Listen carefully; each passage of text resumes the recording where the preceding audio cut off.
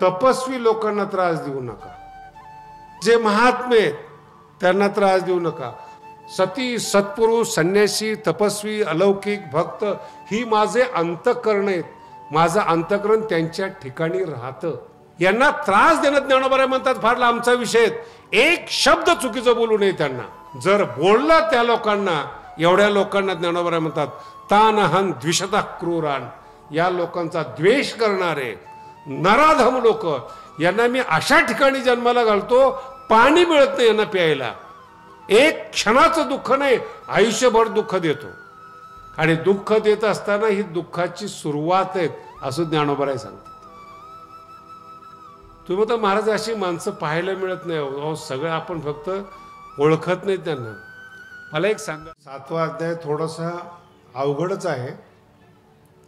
अवघड आहे म्हणण्याचा अर्थ असा की तुम्ही अवघड आहात म्हणून तो अवघड।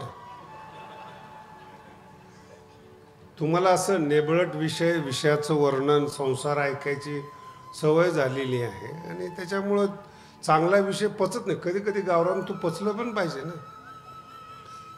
पोटाची क्षमता पाहिजे बदाम पचवण्याची। अभिमान असतो काही लोकांना, आम्ही दारू पचवतो, अरे बदाम पचव ना, विष पचवून काय फार मोठे केलंय। म्हणून थोडा एक वेगळ्या वळणाचा, विशेष करून विज्ञानाचा,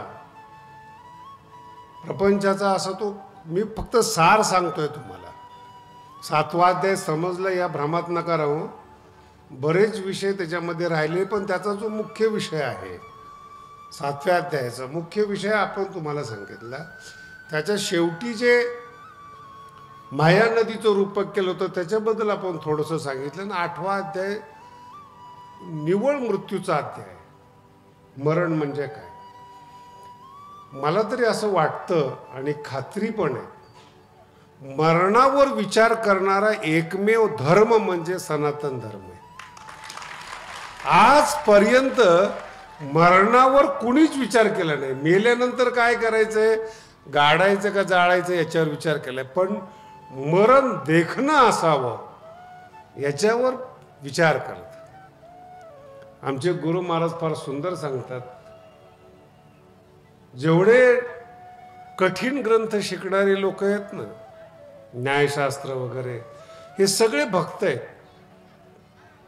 भगवान कृष्णाचे विशेष करून भक्त आहेत। आणि जेवढे सुंदर श्लोक आहेत कृष्णाचे, सगळं न्यायशास्त्राने तयार केलेले आहेत। वंशी विभूषितकरान नवनी हृदयावात वगैरे वगैरे, कारण की बुद्धी कुठेतरी थकते विचार करत करत, आणि त्याच्या अंतःकरणामध्ये परिवर्तन होतं, तो भक्त होतो। आणि हे मिथ्या मिथ्या म्हणणारे एवढं सत्य वागतात जगामध्ये, यांचे आश्रम म्हणजे विलक्षण असतात। ते काही काही आश्रमाचे ॲडव्हर्टाईज पाहिले मी, इथे सगळं सुविधा मिळतील, म्हणलं मग आश्रम कशाला नाव दिले, हॉटेल नाव दे ना। सगळ्या सुविधा शब्दाचा अर्थ काय, कशा करता आश्रम म्हणून नाव दिलेले, काही होतं कधी। आणि ती सवय लागली लोकाला।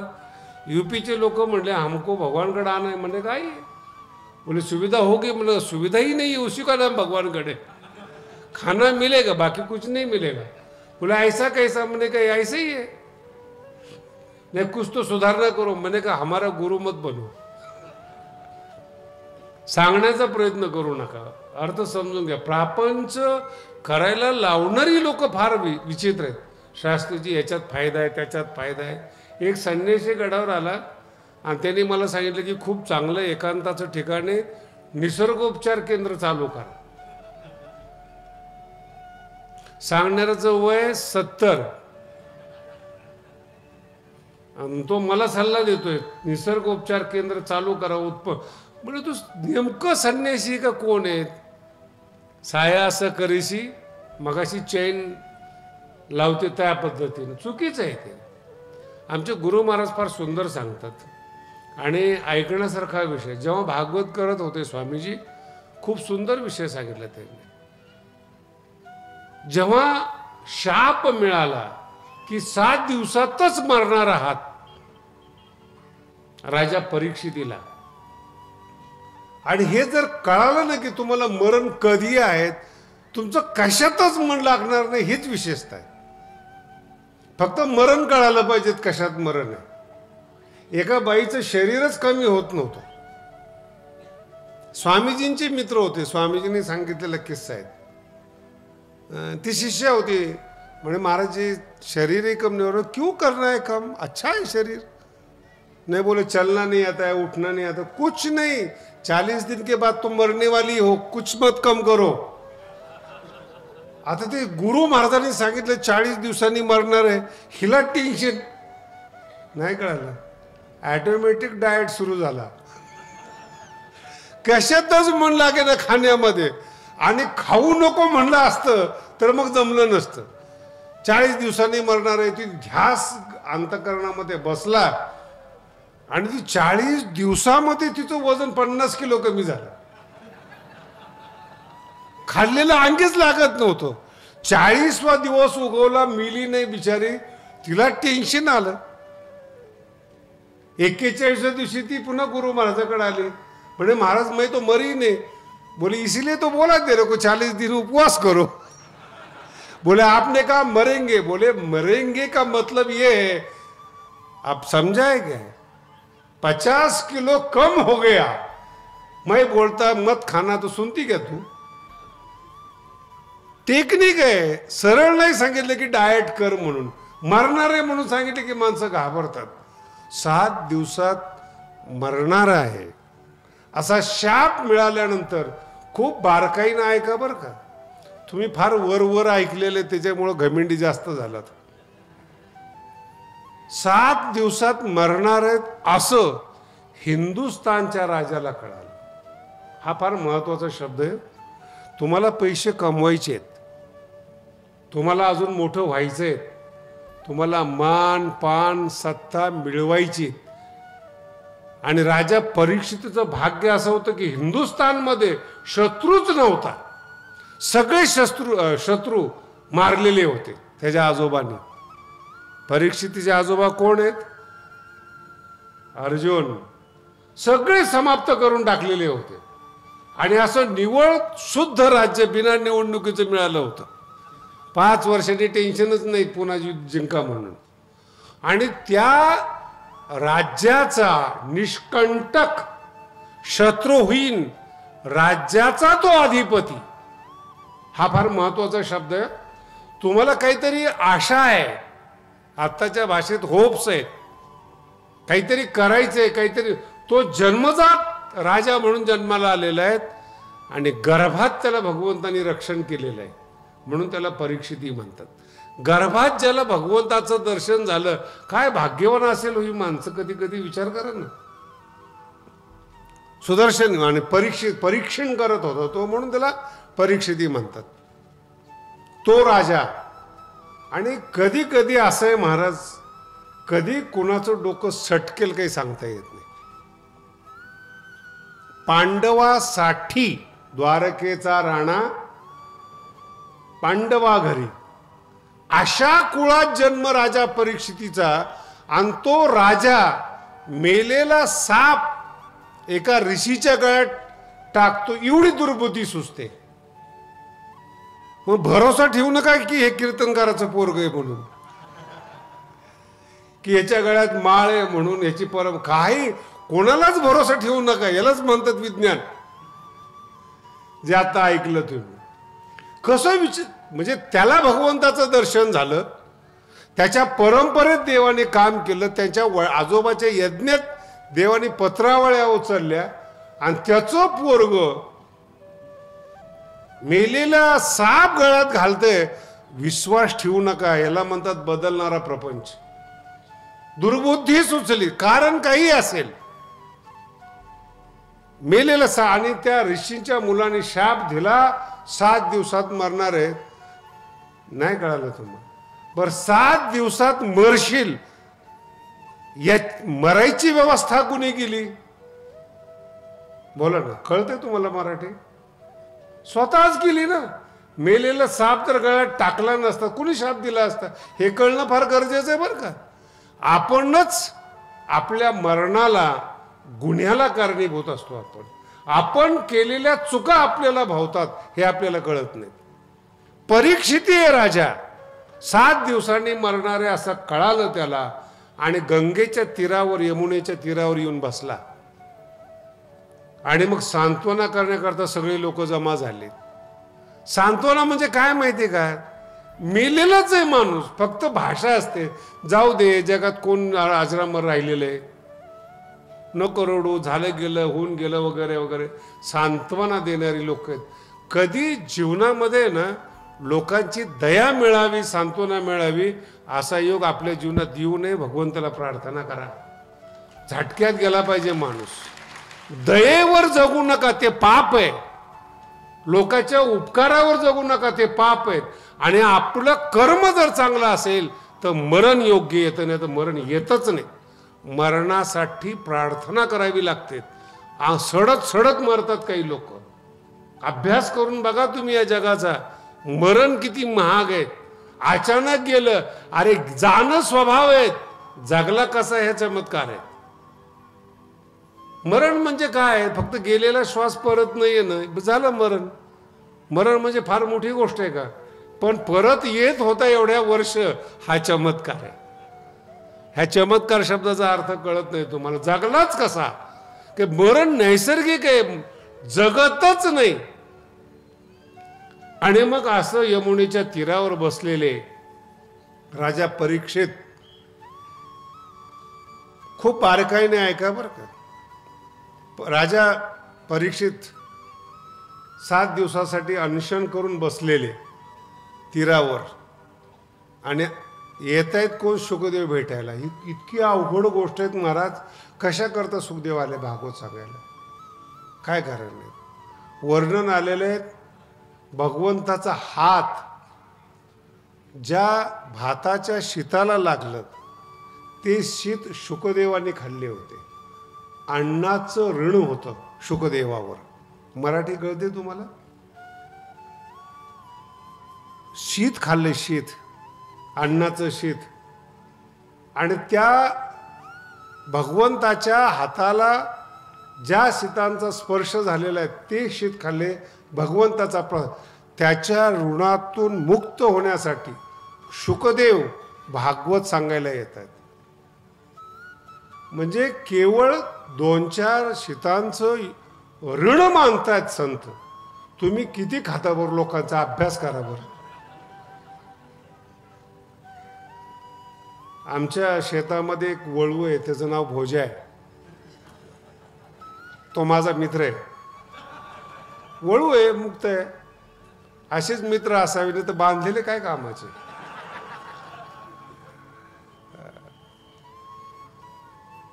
आणि जेव्हा ते कष्ट करतात, त्रास होतो, त्या अन्नाचं ऋण त्या मस्तकावर येतं. म्हणून साधू लोक खात नाही कुणाचं, स्वतः करून खातात, स्वतः जीवन जगतात, कोणाचं ऋण नको आहे हे समजणं. आता हा जर विषय केवळ अन्नाचा आहे, आपण अन्नासहित पैसा घेतो, फेडायचं कुठं. तुम्ही अभ्यास करा. आणि दुसरा महत्वाचा विषय सांगतो याच बरोबर, जेव्हा पुनर्जन्म होतो ना, याच विषयाबरोबर आहे का, हे मरणाचा विषय आहे. पुनर्जन्म होत असताना हेच पुण्य तुम्हाला पुढच्या जन्मात कामाला येतं. काय एखादा मनुष्य बुद्धिमान आहे, काय एखादा पोरगा विद्वान आहे, काय एखाद्याला वक्तृत्व मिळालेले ते या जन्मीचं नसतं. 6व्या अध्यायाचा शेवट जेव्हा तुम्ही वाचाल, तोही जुना लिहिलेला आहे, प्राप्य पुण्यकृतान लोकान. आणि ज्ञानोबाचे शब्द ते इतके सुंदर आहेत महाराज. सिद्धांताच्या सिंहासनी राज्य करती त्रिभुवनी. ह्या ओव्या आहेत ना, अंतःकरणाला हेलकावून सोडतात महाराज. संतांचं जे राज्य आहे ना, राज्य ते सिद्धांताचं राज्य आहे, जड पदार्थाचं राज्य नाही आहे. एक सिद्धांत डबल येत नाहीत, ह्याला राज्य म्हणतात. ना तर याचं टिपण आयुष्यभर संपत नाही. बुद्धी नवीन चालतच नाही का, पुण्य नाही. अशांच्या घरात DNA मध्ये जन्म घेतो हा मनुष्य. सिद्धांताच्या सिंहासनी. जरा कल्पना करा ना, सिंहासन तरी कोणतं आहे. सिद्धांताचं सिंहासन आहेत. म्हणजे त्याला सिद्धांत पाठ करावे लागत नाही, सिद्धांतावर आरूढ झालेला असतो. तो बोलेल ते सिद्धांत असतात. याला ज्ञानोबांचा आशीर्वाद म्हणतात. बोलेल ते सिद्धांत, कल्पनाच करायची गरज नाही. सिद्धांताच्या सिंहासनी, सिद्धांतावर आरूढ झालेला असतो. राज्य करती त्रिभुवनी, सगळं जग त्याच्या पाया पडतं. अशा घरात त्याचा जन्म असतो. आणि जसा जसा तो मोठा होतो, काय ज्ञानोबांचे एक दुर्भेद जे अभिप्राय, जे वाक्य लोकांना कळत नाहीत, जे सूत्र लोकांना कळत नाहीत, ते याच्या बुद्धीला शरण येतात. आम्हाला तुमच्या बुद्धीमध्ये घ्या म्हणून. हे जीवन आहेत महाराज. हे जीवन जन्म, मागच्या जन्मात पाप न केल्यामुळं पुढचा जन्म असा मिळतो. सर्व रिद्धिसिद्धी पायावर येतात. कसाही वागू द्या, लोक झुकणारच. त्याला भगवान बाबा म्हणतात.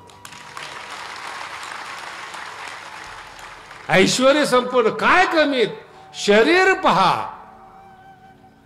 पैसा पहा, विद्वत्ता आणि तप पहा.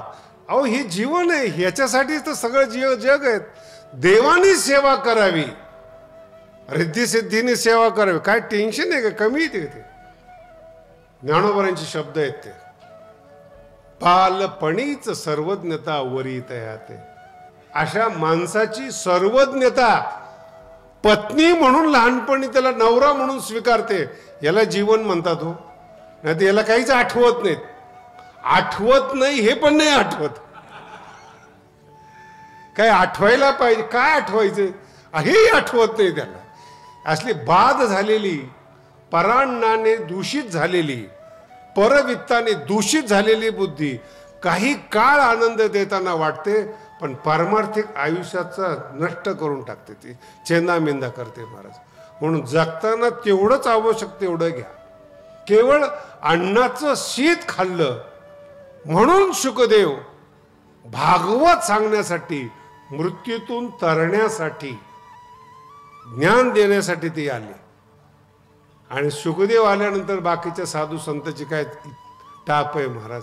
सगळे बाजूला झाले आणि बसले. आणि राजा परीक्षितीला सांगितलं की तुमच्या वंश परंपरेचे माझ्यावर उपकार आहेत. काय पाहिजे तुला सांग. ज्याला 7 दिवसावर मरायचंय,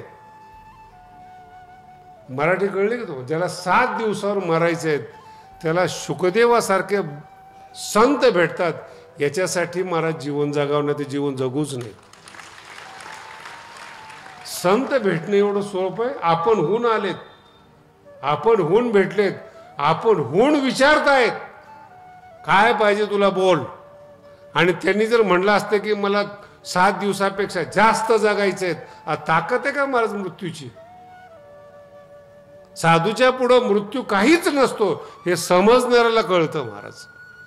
म्हणून संत जे अजरामर आहेत, ज्ञानोबांची समाधी अजरामर आहे, त्याचं मूळ कारण आहे योगी लोकांना श्वास घ्यायची गरज नाही. म्हणून आजही आळंदीमध्ये व्यापक रूपाने ज्ञानोबा निवास करतात. ते आपल्याला आशीर्वाद देतात. ही भावना पाहिजे.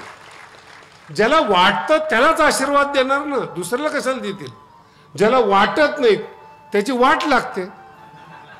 त्याचा काय विषय आला त्याच्यामध्ये परमार्थ. आणि एक लक्षात ठेवा, ज्ञानोबांची खोड काढू नका. ही ज्ञानेश्वरी आहे आपल्या पुढं. ज्ञानाने भरलेलं भांडार 750 वर्षापूर्वी ज्यांनी निर्माण केलं, याच्यावर संशय घेणारी जात ही माणसंच नाहीत महाराज, ही राक्षस आहेत. तुम्हाला पुरावा पाहिजे ना, ज्ञानेश्वरी आहे ना.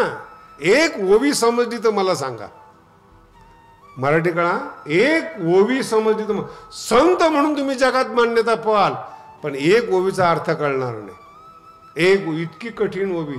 आणि त्या ज्ञानेश्वरीची कृपा आपल्यावर व्हावी म्हणून प्रयत्न करणं, त्याच्यासाठी जीवन जगणं, पुढचा जन्म चांगला मिळतो. आळंदीमध्ये आमच्या लहानपणी एक पुलाखालची माऊली म्हणून असायची. ते नावच, एक पूल आहे तिथं, पुलाखाली त्यांचा आश्रम होता. मग त्यात भरपूर लोकांचे माऊली माऊली नाव आहे ना, म्हणजे कुणी काळे माऊली, कुणी गोरे माऊली, तसे पुलाखालची माऊली.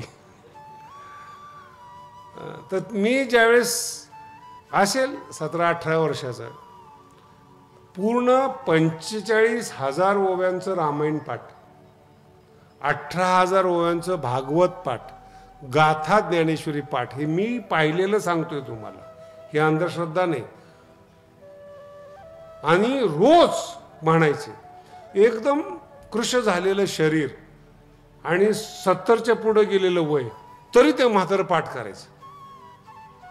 मी एक दिवस, आम्ही खोडील माणसं महाराज, मी म्हणलं महाराज ना तुम्ही कीर्तन करताना काय करता, कशाला पाठ करताय तुम्ही? या जन्मासाठी नाही. म्हटलं पुढचा जन्म मिळेल कशाहून, द्यावाच लागेल. इतकं पाठांतर केलेलं आहे की पुढच्या जन्मी मला पाठच करायची गरज नाही, फक्त सगळे अर्थ माझ्या पुढे उभे राहतील इतकी माऊलीची सेवा केली मी. याला साधू म्हणतात. का सुस्त, कसं अंतःकरणात प्रगट होतं, तपश्चर्येशिवाय होत नाही. हा 6व्या अध्यायाचा शेवट होता. आणि मग मरत असताना कसं मारायचंय तो आपला 8वा अध्याय. का सांगतात संत, अन्नाचं ऋण आपल्या अंगावर आहे, म्हणून घेताना तेवढंच घ्या जेवढं आपल्याला झेपेल. इतरांसाठी पाप करू नका. इतरांची सोय जर शक्य असेल तर दान पुण्य करा, नाही तर साधकाला सगळं माफ आहे. गुरुसेवा आहे फक्त. काल सांगितलं मी तुम्हाला, स्वामी काज गुरु, हेची विष्णूची महापूजा, दुसरं नाही काही. आणि जेव्हा वाईट करणारे लोक आहेत ना, आता हा जरा चांगला टप्पा पाठ करणाऱ्याचा. याचा दुसरा टप्पा एक आहे 16व्या अध्यायामध्ये. जी लोक वाईट कर्म करतात, देशाला आणि जगाला लुटतात, भावकीसह माणसाला लुटतात, दादागिरी करतात, 16व्या अध्यायाचा शेवट वाचा त्यांनी. चांगला जन्म मिळावा म्हणून 6व्या अध्यायाचा शेवट आहे. आणि वाईट जन्म कसा असतो शेवट, 16व्या अध्यायाचा शेवट ऐका. अंतकरण रडतं महाराज ज्ञानोबा सांगतात. आहा सांगता वाचा रडे, वाणीला रडू येतं, त्याचं एवढं दुःख असतं महाराज. आणि एक एक जन्म, एक एक क्षणामध्ये इतकं दुःख येतं. तानहन द्विषतः क्रूरान संसारेषु नराधमान. आणि पाप करण्यामध्ये एक व्यवस्था केली ज्ञानोबाराने बरं का. काही काही माणसाला त्रासच देऊ नयेत त्यांची नावं ज्ञानोबाराने ज्ञानेश्वरीमध्ये सांगितलेली आहेत. सती आणि सत्पुरुष.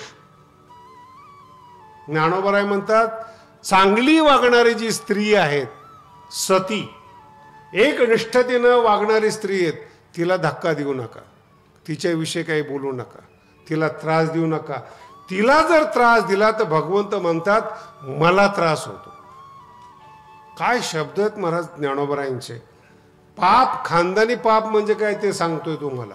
सती आणि सत्पुरुष, संत नाही हा, सत्पुरुष जे माळकरी आहेत, नित्यनेम करणारे आहेत, वारी करणारे आहेत, ज्ञानेश्वरीचं पारायण करणारे, देवधर्म, त्यांना काही समजत असेल नसेल त्यांचा विषय आहे तो, त्यांच्या जीवनाचा भाग आहे.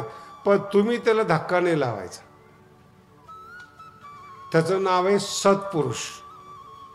काही तपस्वी लोक आहेत, श्रद्धा असो अंधश्रद्धा असो तुमच्या जवळ ठेवा, पण तपस्वी लोकांना त्रास देऊ नका. कारण की ते त्यांचं जीवन मोठं होण्यासाठी तप करतात. तपस्वी हन अलौकिक महात्मे जे महात्मे त्यांना त्रास देऊ नका. भक्त हन महात्मे ज्ञानोबराय सांगतात. आणि एक शब्द इतका सुंदर आलेला आहे, ही जी 8-9 लोक आहेत ना, भक्त हन महात्मे ये माझी निजाची धामे. भगवंताचं वाक्य आहेत ना, सती सत्पुरुष संन्यासी तपस्वी अलौकिक भक्त ही माझे अंतःकरण आहेत. माझं अंतःकरण त्यांच्या ठिकाणी राहतं. ये माझी निजाची धामे. यांना त्रास देणं ज्ञानोबराय म्हणतात फार लांबचा विषय. एक शब्द चुकीचं बोलू नये त्यांना. बोलण्याचा विषय बरं का ज्ञानेश्वरीमध्ये. बोल कुबोलाची कुबोल, एकही शब्द चुकीचा बोलू नका. जर बोलला त्या लोकांना, एवढ्या लोकांना ज्ञानोबराय म्हणतात तानहन द्विषतः क्रूरान. या लोकांचा द्वेष करणारे, नराधम लोक यांना मी अशा ठिकाणी जन्माला घालतो, पाणी मिळत नाही यांना प्यायला, एक क्षणाचं दुःख नाही आयुष्यभर दुःख देतो. आणि दुःख देत असताना ही दुःखाची सुरुवात आहे असं ज्ञानोबाराय सांगतात. तुम्ही तर महाराज अशी माणसं पाहायला मिळत नाही. अहो सगळं आपण फक्त ओळखत नाही त्यांना. मला एक सांगा, सगळे पदार्थ आसपास दिलेले आहेत, सगळे पदार्थ आहेत आसपास, आणि डॉक्टरने सांगितलं खायचं नाही. याच्यापेक्षा काही जगात वाईट आहे का? तुमचीच बंगला तुमचा, गाडी तुमची, पदार्थ तुमचे, बनवणारे शेफ तुमचे, सगळं तुमचं, आणि डॉक्टरने सांगितलेले काही चालत, यातलं काही अजून काय शिक्षा पाहिजे तुम्हाला? आणि अशाच्या समोर जर त्यांचे नोकर खायला लागले, किती वाईट वाटत असेल बरं. सणासण खातायत नोकर.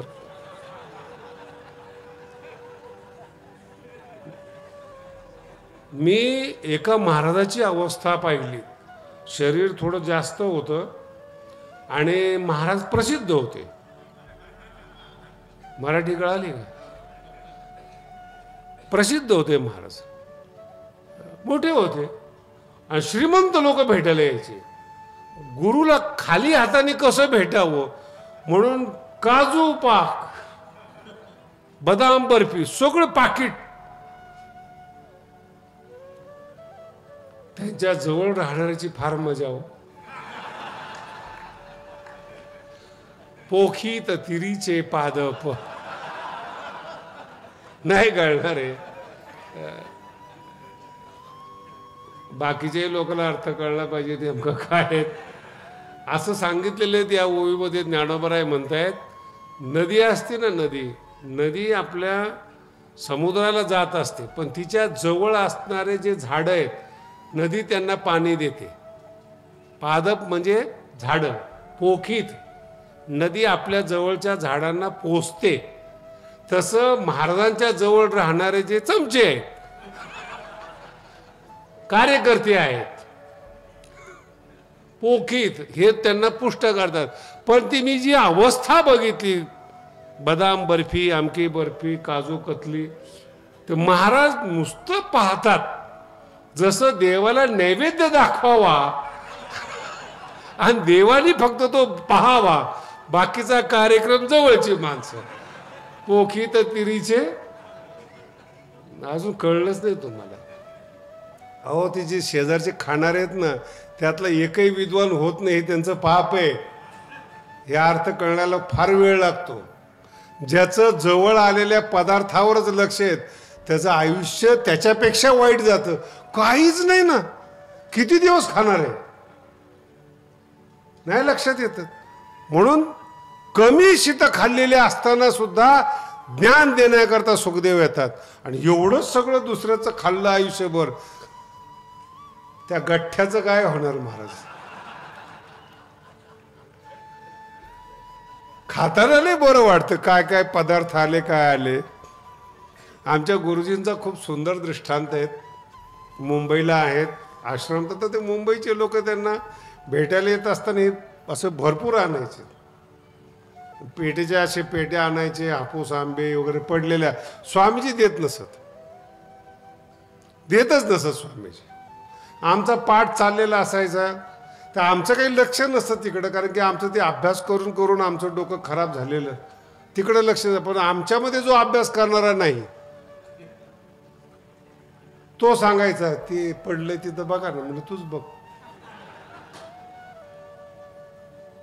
मग मी एक दिवशी स्वामीजीला विचारलं, स्वामीजी इतना सब पड़ा है, आप देते क्यों नहीं? बोले जिसको लेना है वो ले जाएगा, हम क्यों दे? मैंने कहा हमारी आदत नहीं खराब होनी चाहिए. आज है तो दिया है, नहीं होगा तभी आप अपेक्षा करेंगे लोग. आदत खराब करना नहीं, जिसको खाना है वो खाए. मग हे जाऊन खाऊन यायचे, ते नाही कळालं. आणि खाल्लं नंतर शरीर एवढं बिघडलं बिचाऱ्याचं की न खाताच शरीर सुटलं. शब्द लक्षात ठेवा, तुम्ही परमार्थात ज्ञानासाठी आलेला आहात. भोग येणं पद येणं, पुन्हा ऐका, धन येणं, प्रतिष्ठा येणं, हे तुम्हाला टाकलेले दाणे आहेत. तुम्ही पथभ्रष्ट व्हावं याच्याकरता दाणे टाकलेले आहेत. आणि जर तुम्ही पथभ्रष्ट झालात, संपलं आयुष्य. जर नाही झालात, पुढे असा जन्म मिळतो महाराज सिद्धांताच्या, असा जन्म मिळतो. सगळी विद्वत्ता तुमच्या जवळ येते. कोणताही महात्मा पहा, कोणताही महात्मा पहा, त्याला ज्ञान नाहीच त्याच्याजवळ, फक्त आशीर्वाद. बघितलं ना तुम्ही, किती मोठा माणूस असू द्या, त्याला जर विचारलं काय आहे, काय नाही, मी आशीर्वाद देतात. ह्याच्या बापाचा आहे का आशीर्वाद? ज्ञान, मगाशी सांगितलं तुम्हाला, ज्ञान या जगात महत्वाचं आहे, आशीर्वाद महत्वाचा नाही.